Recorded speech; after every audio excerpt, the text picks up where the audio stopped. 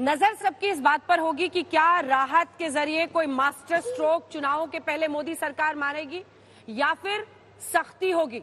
यानी अर्थव्यवस्था को संभालना है, उसकी सेहत को बरकरार रखना है, तो हमें सोच समझकर ही कोई कदम उठाना पड़ेगा। प्रेम शुक्ला जी भी हमारे साथ जुड़ गए हैं। ये सवाल मैं उन्हीं के लिए रख रही थी, लेकिन हमारे साथ प्रणव एन सायता जी जुड़ गए हैं, जो कि चेयर है फिक्की कमेटी ऑफ टैक्सेशन के।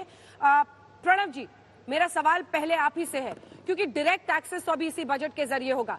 क्या राहत की उम्मीद आप कर रहे हैं? अगर संक्षिप्त में हमारे दर्शकों को बताएं, क्योंकि अब काउंटडाउन चल रहा है, 22 मिनट का इंतजार है, फिर तो बजट का पूरा जो अभी तक तिलिस्म है वो खुलना शुरू हो जाएगा।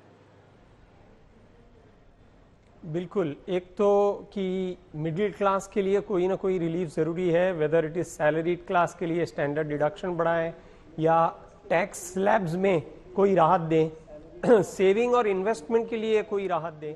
सिंपल चीज़ है कि इन्फ्लेशन इतना बढ़ चुका है कि लोगों के हाथों में और पैसा रहना ज़रूरी है।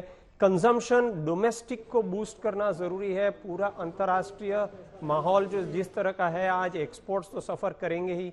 सो डोमेस्टिक कंजम्पशन को बूस्ट देके इंडियन ग्रोथ मेंटेन करना बड़ा ज़रूरी है। सेविंग और इन्वेस्टमेंट भी मेंटेन करना ज़रूरी है, ताकि प्राइवेट कैपेक्स जो है और नई इंडस्ट्रीज, नया उद्योग शुरू हो पाए, जिसकी वजह से और रोजगारी मिले लोगों को डोमेस्टिकली। तो ये सब उम्मीदों के साथ इस बजट में हम कदम रख रहे हैं। उम्मीद है कि काफ़ी सारी ये उम्मीदें फुलफिल होंगी ये बजट के द्वारा, क्योंकि इन्फ्लेशन काफ़ी कुछ आम आदमी के हाथों से स्पेंडिंग पावर और सेविंग पावर कम कर रहा है, घटा रहा है, उसको थोड़ी बढ़ोतरी देना ज़रूरी है। टैक्स कलेक्शन बहुत ही बढ़िया है, बॉयंसी बहुत ही अच्छी है। टैक्स कलेक्शन गवर्नमेंट के प्लान के बजट एस्टिमेट के खिलाफ के कंपैरिजन में भी काफ़ी बढ़ रहे हैं। तो इस हिसाब से थोड़ी राहत देना शायद मुमकिन हो सकता है, और इस तरह से हम उम्मीद रखते हैं कि इस बजट में शुक्ला जी पर आपका सवाल बाउंस कराते हैं। ठीक है सब, ठीक है, ठीक है प्रणव जी, लेकिन इससे पहले प्रेम जी बोले। मल्लिकार्जुन खड़गे, देखो सारी चीजें डिटेल चीजें मिलने के बाद ही मैं उसको रिएक्ट कर सकता हूँ, या मेरे पार्टी की ओर से हम रिएक्ट कर सकते हैं। बगैर मिले बोलना उतना उचित भी नहीं रहेगा। अच्छा लगा सर, आज आप बाइट दिए।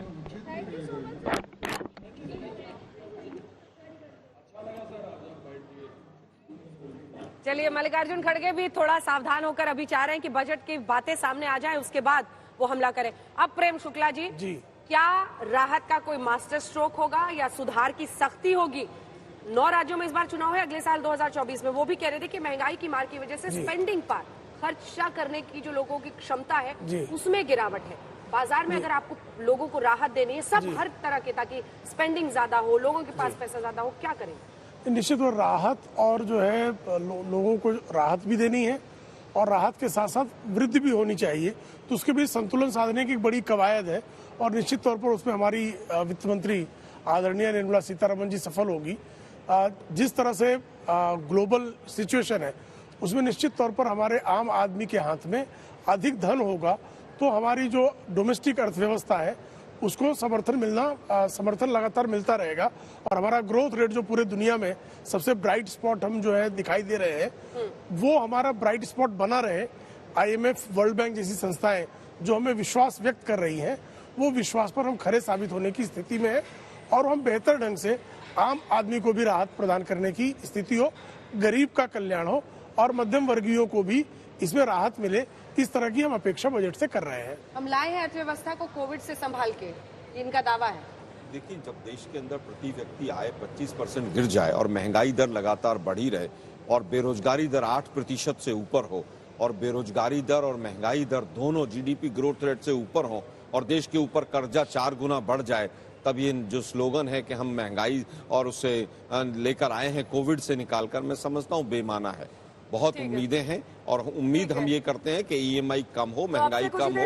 40 रुपए किलो आटा बिक रहा है संसद भवन के बाहर, और अब उन्हें संसद भवन के भीतर ले जाया जा चुका है। जितेंद्र बहादुर सिंह ने ग्राउंड पर रिपोर्ट तैयार की है इन बजट कॉपीज को लेकर। एक बार इस रिपोर्ट पर नजर डाल लेते हैं। संसद भवन के अंदर इस वक्त पहुंच चुकी हैं। आप देखिए कि यहाँ पर जो बैग हैं, कुछ हार्ड कॉपीज जो है वो सांसदों और मंत्रियों को दी जाती हैं, उनको अंदर ले जाया जा रहा है। और आपको बता दें कि बजट हालांकि डिजिटल है, जो बजट लोगों को मिलेगा वो डिजिटल कॉपी के तौर पर मिलेगा, लेकिन इस बार के बजट से लोगों को काफी उम्मीदें हैं। लोग ये उम्मीद करते हैं कि बजट में आम जनता के लिए बहुत सारी चीजें होंगी, किसानों के लिए भी इसमें बजट में खास इस बार व्यवस्था किया जाएगा, ऐसी उम्मीद की जा रही है।